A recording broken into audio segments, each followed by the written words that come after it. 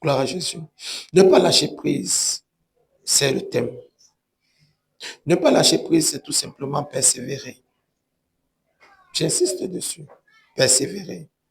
Je crois que la petite a dit c'est clairement. Rester accroché. Quand on reste accroché, c'est parce qu'on a l'impression que le poids nous pousse vers le bas. Et le diable vient toujours susciter des pensées, des regrets, pour qu'on se sente bien aimé, frustré, comme la sœur l'a dit tout à l'heure. Ça, c'est le diable. Toi, ne lâche pas prise. Une autre personne va quitter l'assemblée en disant qu'il n'y a pas l'amour là-bas. Une autre personne va dire que, oh, vraiment, ne m'aime pas. Oh, vraiment, bien aimé. Je te dis que c'est une tromperie du diable. Qui devrait t'aimer? Ne devait rien à personne si ce n'est que de l'amour. C'est à toi d'aimer. C'est à toi de montrer que tu es né de nouveau. C'est à toi de montrer aux hommes, aux frères, aux sœurs comment on aime. Et moi, je dis, il est mieux d'en parler avec le frère ou avec la sœur.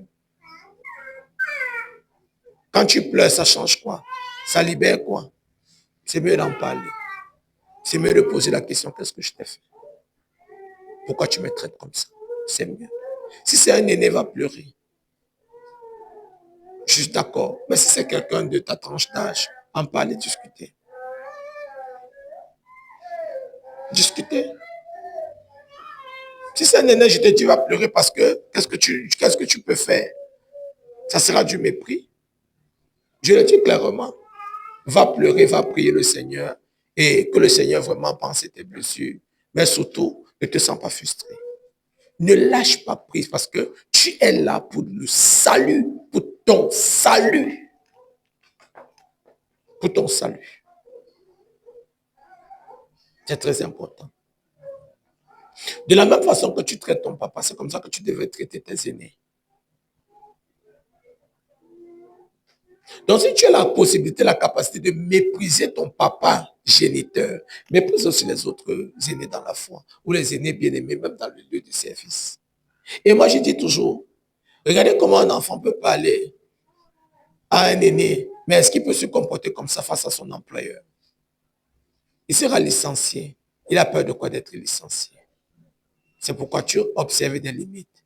Pourquoi face à un aîné, tu n'as pas de limites, tu devrais avoir des limites. Même si tu te sens blessé, tu dois avoir des limites. Tu dois avoir des limites. Et tu remets toi entre les mains du Seigneur. Parce que si tu es là, c'est pour le Seigneur. Si on est à l'église, c'est pour le Seigneur. C'est pour le Seigneur Jésus. C'est pour le salut de notre âme. Et c'est très important. Ne pas lâcher prise, c'est tenir ferme. Ne pas lâcher prise, c'est s'accrocher à Dieu, même quand tout veut te faire tomber. Même quand tout se renverse. Même quand tout te lâche. Même quand tout le monde t'abandonne. Même quand tout semble sans espoir. Même lorsqu'il n'y a plus un chemin à l'horizon. Ne lâche pas prise. Même si toutes les portes sont fermées, ne lâche pas prise. C'est une tromperie du diable. Ne lâche pas prise. S'il te plaît, mon frère, s'il te plaît, ma soeur. Ne lâche pas prise. Ne pas lâcher prise, bien-aimé. Dans la foi, nous avons vu le premier principe. Même quand tu ne vois plus rien du tout. Même quand tu n'observes plus rien, ne lâche pas prise. Continue à croire. Continue à espérer.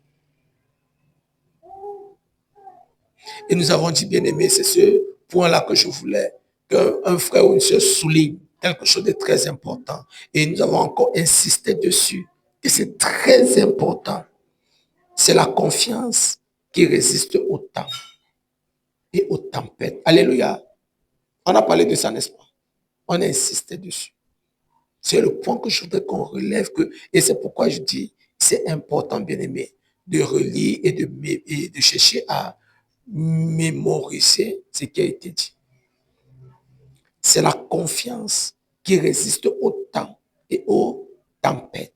Tu ne peux pas résister au temps. Tu ne peux pas résister aux tempêtes. C'est la confiance en Jésus. C'est l'espérance en Jésus. C'est la foi en Jésus qui résiste au temps et aux tempêtes. C'est-à-dire, plus je crois en Jésus, plus j'espère en Jésus, plus j'ai foi en Jésus, je ne regarde plus au temps.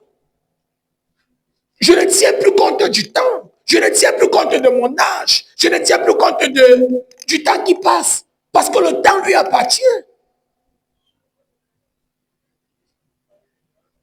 Nous voyons, vraiment j'ai vieilli, vraiment je vais me marier à quel âge, je vais enfanter à quel âge, je vais travailler à quel âge, je reçois une vie stable. Non, bien-aimé.